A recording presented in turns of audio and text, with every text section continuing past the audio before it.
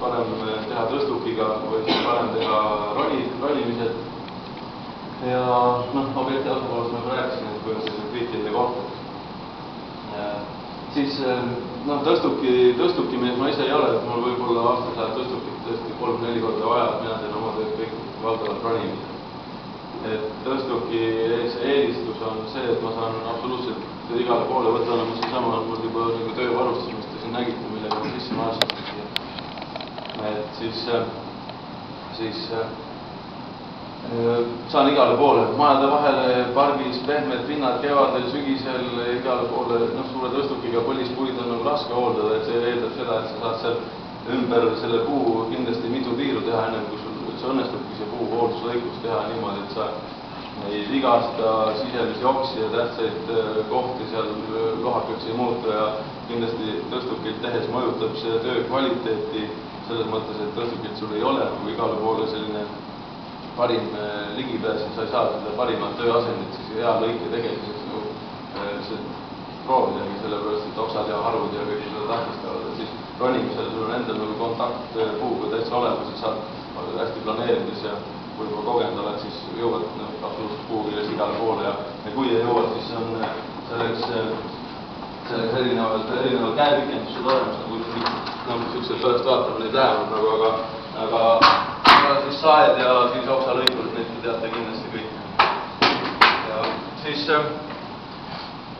sellised asjad, et ronimine on keskkonnasõbralik ka, et ma ei tea, kes on sellised 30-meetrised elektritõstukid ka, mis need on loodussõbralikud ja niimoodi, et aastat tuleb kõige, kui mina kasutan mingit suurt tõstukit, siis tuleb mingi 75. aasta suur Scania, mis on kuskil Rootsist kunagi toodud ja diisli 8 lindrit, diisli tossa on nagu 8 tunnise päeva, päris suur keskkonnareoks, pluss veel mürareoks ka. Et siis arboristika põhiidee on teha võimalikult keskkonnasõbralikult ja loodussõbralikult ja kui me töötame kuskil pargis ja selline diisli müra ja asjad, see ei ole kõige kenam. Nii, vaatame siis järgmine slaid kokku pandada, et siin on natuke täpsemalt siis sellesama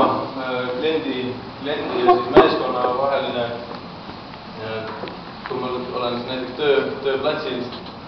töötellimuse kooskõlastamise, siis kes iganes oleks tellija, siis ma pean põhjalikult proovima aru saada, mis tema tahab ja siis põhjalikult analüüsima seda, mis on puule kõige kasulikum ja siis sageli on mul ka olnud vaja olla siis astuda välja puu kaitseks üldse, et klient, kes võib-olla ei ole kursis selle puu eluga ja tema bioloogiliste vajadustega, siis on vaja väga sellist diplomaatilist lähenemist ja vahest on klient tõesti väga jäik olnud ja siis ma ütlen, et paraku ei saa nende tingimustel teie soovida seda tööd teha ja et te võite proovida kellegi teisega seda ageerida. Et on tulnud paar korda selliseid juhtumeid. Ja ohtude hindamine, töökorralduse ohutused, ronija seisukohalt siis ohtude hindamine, ma pean analüüsima tänu selle puu minu enda pidamise võimet, et kas see puu on juuremädanikuga või ohtlikult viltu või siis hakkame näiteks algpihte, mida mina vaatan, on kindlasti igasugused seene ja viljakehad välised, mis viitavad mädanikule ja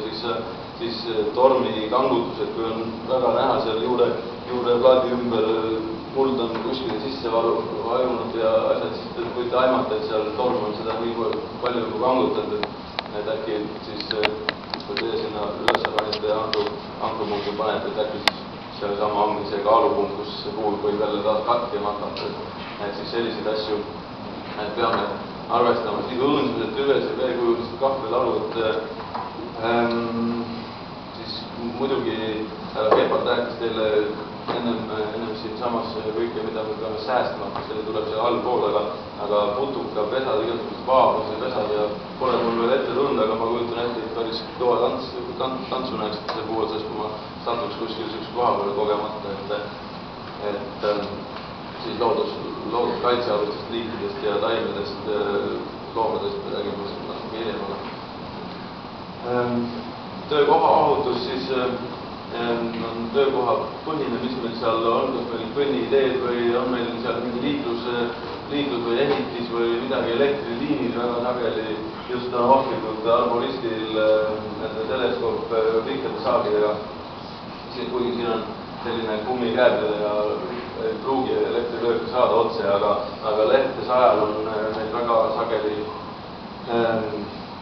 kui just ei hinda oma tööd nagu õigesti ära, kui ei vaata väga tähelepanelikult ennem läbi, siis on juhtunud küll igal pool seda, et on arborist tõmmanud mingisse elektriliini ja saanud sealt väikse šoki või midagi, seda on juhtunud. Et siis tasub nagu väga hoolitseda oma enda elu ja ohutust ähvardavad asjad üle vaadata.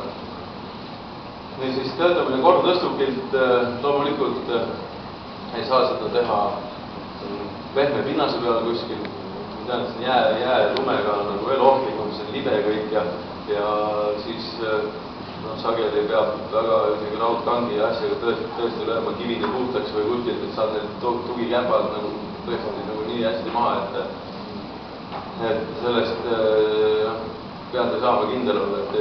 kuskile tõusete või 18 või 20 meetri või 22 meetri peale tõustukiga, siis on igasugused vähendid seal väga ohtlikud ja kui alt 10 meetrini oli nagu okei, aga siis ta võib järsku kuskilt jälgi anda ja võib ikka libiseda. Et meil just eelmine talv käis siin keegi jääpuhastajad käisti ümber kõrgelt oma tõstukiga nagu, et tegijad juhtud ikka, aga täpselt sellepärast, et nad ei ole planeerinud õigesti oma töövõtteid ja töövahendeid. Rondides köied ja rakmed siis loomulikult endal peavad olema kõik ette nähtud asjad, need on suht läbimõeldud ja väga läbimõeldud ja väga läbi töötatud töövõtted ja reeglid ja koormustaluvused, kõik need köied ja ükskõik mis vidinate mul siin kaasas näete vee peal, need on kõik tehtud selle jaoks, et inimene jääks ellu ja need minimaalne puuroni ja selline varustuse kõige nõrgem lüli peaks olema 23 kilonewtonit nagu siis askuspidavusega, et siis see tähendab seda, et 1 kilo võrdub 1 kilonewton võrdub 100 kiloga, et siis põhimõtteliselt selle süsteemi koormustaluvus on 2300 kilo, et siia pane siis mind täies varustuses võib-olla 30 korda sisse, et tõepoolest need on ohutud ja siis teine asi see, et peab regulaarselt olema kõik jälgitud, et ei ole, et alapennid lukustuksid, et sul köis ei ole pooleks kuskil ja siis sellised ettevaatusabinõud alati peavad olema tehtud, et kogu see töö on üles ehitatud nagu lennuki juhtimissüsteem, et seal on alati mingi teine võimalus, et kui sa lõiki asendis või töö asendis juba oled ja näiteks mootorsaega on väga lihtne üleval enda mingi köis läbi lõigata, aga see tähendab seda, et sa oled lõiki asendis alati kahe süsteemselt kinni, et kui sa ühe lõikad läbi, siis loodetavasti sa saad loo pidama ja teine jääb sind ikka panna. Et siis ma isegi väga sageli olen 3-punktiliselt kinni kuskil, kui on selleks vajadus ja selline küll ettevaatlik, et küll seda eurot jõuame järgmine päev ka teenida, aga kiirustada ei tohi, et võtta rahulikult ja enda tempole siis vastavalt. Töö lõpetamine ja objektide andmine on loomulikult see, kus lõhnab juba raha järgi asi on ja siis on ikka hea töö ja siis rehad ja ilus pilt, saepurud, asjad väga hästi töötavad, mingid lehemuurid oma tööplatsi laitmatuks koristamiseks, et proovige neid rehaga vanasti see ise ka tehtud ja pooled asjad jäävad ikka sinna maha ja ilus ja korrektne, aga selle lehemuuri kasutate näiteks töö lõpus, siis on tõesti pärast laitmas või mingi poolesti käinud seal. Ja objekti üleandmine siis seesama, et firma sisene asi või ettevõtte või siis tellija ja teenusepakkuja vaheline asi. Nii, nägite kõik see, käime kähku üle siit, mis on, et need asjad praegu mul on ilma visiirita, aga saekiivrid on kõigil siis visiir, et sul nägu oleks kaitstud ja siis mul lähevad ikka enamus päevi veel praegu talve ajal pimeda peale.